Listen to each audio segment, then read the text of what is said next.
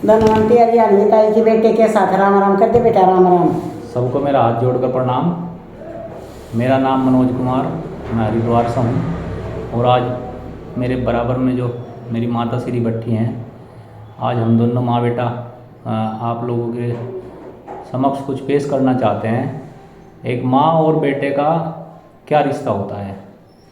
भाइयों और बहनों, मैं आपको बताऊं, वो इंसान धरती पर सबसे भाग्यशाली होता है जिसके साथ उसकी माँ होती है। माँ से बढ़कर इस दुनिया में कुछ नहीं होता। जब तक वह है तब तक ये दुनिया है, और जब वह नहीं होती ना तो ये दुनिया ख़त्म हो जाती है, एंड हो जाती है। जिसका माँ नहीं है वे बोलते हमारी माँ होती तो हम ये करते वो करते। जिसका माँ है वो वृद्धाश्रम में है, पता नहीं, कुछ समझ नहीं आ रहा। अब हर संतान तो ऐसी नहीं हो सकती ना, हर संतान लायक नहीं हो सकती। हर खेत में सारे बीज नहीं स्वस्थ हो सकते, ना किसी को फसल दे सकते हैं। ऐसे ही इंसान का भी होता है, ये सब संस्कारों के अनुभूत होता है। जो माँ अपने बेटे की परवरिश संस्कारों के साथ करती है, वो बेटा कभी भटकता नहीं अपनी राह से, और अपनी माँ भक्ति हमेशा अपने हृदय में जिंदा रखता है। मेरा ऐसा मानना है। बाकी कई बार तो ऐसा हो जाता है बेटा कि माँ बाप इतने अच्छे, औलाद को पत्ती आ जाए, क्या वो कुछ उनके मतलब या तो पिछले प्रारब्ध हो या उनका संगत का असर पड़ जाए क्या, या पैसे का अभाव हो जाए। बिल्कुल बिल्कुल माता जी, या पत्नी की वाइब्रेशन गलत आ जाए, या माहौल ऐसा हो कुछ। ये सब संगत का असर होता है माता जी। जब बच्चा माँ के आंचल को छोड़कर बाहर निकलता है, वो किससे मिलता है, किसके साथ रहता है, कहाँ कहाँ जाता है, वो सब लोग आप लोगों के कंट्रोल से बाहर हो जाता है, माँ लोगों के, माता पिता के। और वो बाहर जाकर कुछ संस्कारी लोगों के साथ कुछ संगत में, ऐसा तो है नहीं कि वो निकलते ही महात्माओं के संगत में चला गया और उसे संस्कार मिल गए, ऐसा नहीं है। वहाँ बुराइयाँ मिलेगी, हजार तरह की मिलेगी, और उनमें वो इतना लोलीन हो जाता है कि वो अपने माँ बाप के संस्कार दिए हुए और अपने माँ बाप को भी भूल जाता है। उनकी परवाह न करना, उनके बारे में विचार न करना, वो सब चीज़ वो छोड़ देता है, क्योंकि उसे लगता है कि तेरे साथ ये लोग लग गए, अब तेरे से बड़ा कोई इस धरती पे है नहीं। वो न भूल जाता है। ये सब बाहर से चल कर आती हैं सारी चीज़ें। आप माँ बाप का उसमें कोई दोष नहीं होता। हाँ, बस अगर माँ बाप थोड़ा सा कंट्रोल कर लें और उसकी एक पैरवी कर लें कि हमारा बेटा कहाँ बैठ रहा, कहाँ जा रहा, किससे मिल रहा, तो इन सब चीज़ों पर कंट्रोल हो सकता है और मैं एक अच्छे बेटे का निर्माण कर सकते हैं। तो ऐसा नहीं, उन माँ बाप का क्या हाल होता है फिर, जो माँ बाप की परवाह नहीं करते और इस दलदल में फंस गए? तो पहले तो यूँ बताओ उसका क्या हाल हो, वो खुश रह जाता है? नहीं रह सकता वो खुश नहीं। अगर उसके माँ बाप उसकी तरफ से खुश नहीं हैं, तो अगर मैं दुनिया में नहीं भी हैं तो भी उसे उसकी सज़ा भुगतनी पड़ेगी। अगर वो अपने माँ बाप के साथ है और उन्हें खुश उसने रख रखा है, तो अगर माँ बाप खुश हैं तो उस बच्चे का भविष्य और उसका भगवान भी खुश है। अन्यथा वो अंधकार में है, और उसके पास धन दौलत भी कितना ही आ जाइए, लेकिन मानसिक रूप से वो कभी सुखी नहीं रह सकता। क्या माँ बाप भी फिर यूँ सोचते हैं हमारा बच्चा भटक गया, हमारे ऊपर ध्यान नहीं देता तो हम भी ध्यान ना दें? ऐसा हो सकता है कभी? माँ बाप ऐसा कभी नहीं सोचते। माँ बाप हमेशा कैसे भी हों, दिल से हमेशा अपनी संतान के बारे में कभी भी बुरा में सोच ही नहीं सकते, क्योंकि वे माँ बाप हैं।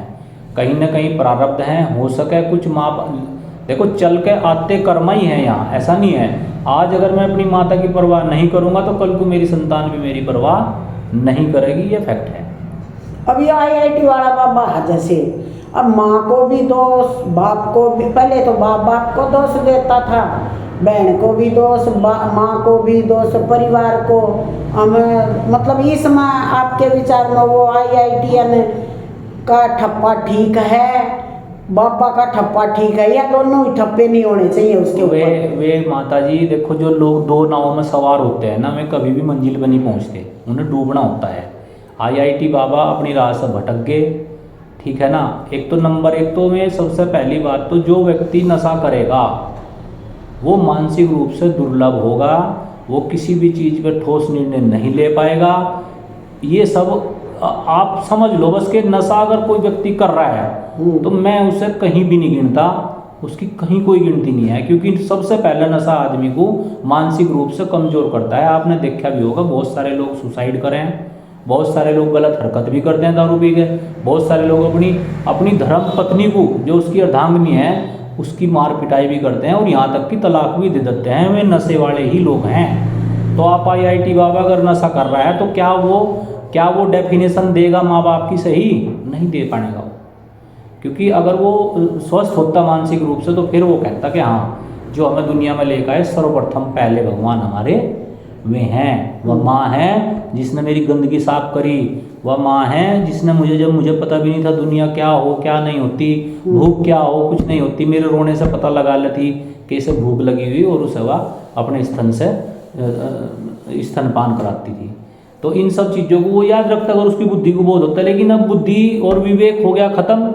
नशा सबसे पहले क्या काम करता है? आदमी का निर्णय लेने की शक्ति छीन लगा, विवेक छीन लगा, उसकी बुद्धि छीन लगा उससे। उसे पता ही नहीं होता कहाँ अंधकार में भटक रहा है, क्या कर रहा है, मैं क्या बोल रहा हूँ। ये जैसे हमने देखो IIT बाबा देखा नहीं और उसके जैसे विचार ही सुन रही, हाँ वीडियो पे रही हैं, तो हमारा किसी की भावना को ठेस पहुँचाना तो है नहीं कि आप कोई IIT ना करो या कोई बाबा ना बनो। बाबा भी बनो, IITN भी बनो अगर पढ़ाई होती है तो। लेकिन इसका मकसद किसी व्यक्ति विशेष पर नहीं है। ये कहने का मतलब ये हमारा मूल रूप से जो हमारे कहने की जो भावना है वो ये है कि कुछ भी बन पर अपने माँ बाप का नाम रोशन नहीं कर सकते तो उसको गिराओ मत। बिल्कुल बिल्कुल, बहुत अच्छी बात कही माता जी आपने। ये देखो, कुल मिलाकर बात यह है कि हम किसी की भावनाओं को ठेस तो पहुंचा ही नहीं रहे। बाकी हमारा कहने का मतलब ये है कि जो व्यक्ति भारत जैसे देश में जन्म ले गए, अपनी संस्कृति अपनी माँ बहनों का सम्मान दिल से नहीं कर पा रहा, तो वो चाहे कोई प्रधानमंत्री हो या वो कोई IIT हो, उसका होने का कोई फ़ायदा नहीं है, वो नथिंग है। अगर अपनी माँ बहनों की और अपनी संस्कृति का सम्मान वो दिल से कर रहा तो वो चाहे नमक की खा रहा हो, वो पूजनीय है। और अगर कोई सोने की गद्दी पे बैठा है और अपनी संस्कृति का अपमान कर रहा, अपने माता पिता को भी अहंकार दिखा रहा, तो वो चाहे फिर राजा हो, वो शून्य है। हमारे यहाँ इतिहासों में बहुत बार दोहराया जा चुका। मेरा कहने का मतलब यह है कि इंसान का जन्म लेना भाग्य की बात है, और भारत जैसे देश में जन्म लेना सौभाग्य की बात है। मैं ये बात कहता हूँ जब भी मेरी कहीं बात चले। हमारे यहाँ इतिहास में सब कुछ क्लियर कर रखा। लोगों को तो कर्मों का फल भी नहीं पता, लेकिन हमारे यहाँ तो कर्मों का फल भी बताया गया कि ये करोगे तो ये मिलेगा, ये करोगे तो ये मिलेगा। बहुत अच्छी बात बताई भाई। आप बताओ मुझे, अगर जहाँ आपको डाउट हो कि हम यहाँ यह चीज़, अरे भगीरथ जी लगे थे, भगीरथ जी के दिमाग में एक बात आई थी कि मुझे हम अपने पूर्वजों का भी मरने के बाद भी हम उनका कर सकते हैं। उन्होंने बताया गंगा जी धरती पे 5 पीढ़ी लगी उनकी, 5 उन्होंने धरती पर गंगा जी उतार दी। भारत का ये आदमी कर सकता है, किसी दूसरे देश का नहीं कर सकता। भाई के राम राम भाई हैं, विचार अच्छे लगे तो बेटे के ने जो रखे हैं, ये हमारे किसी की भावना को ठेस पहुँचाना वीडियो नहीं है। ये एक हमें अपने भाव प्रकट किए हैं। अच्छे लगे तो अपनाएं, अच्छे नहीं लगे तो नहीं अपनाएं।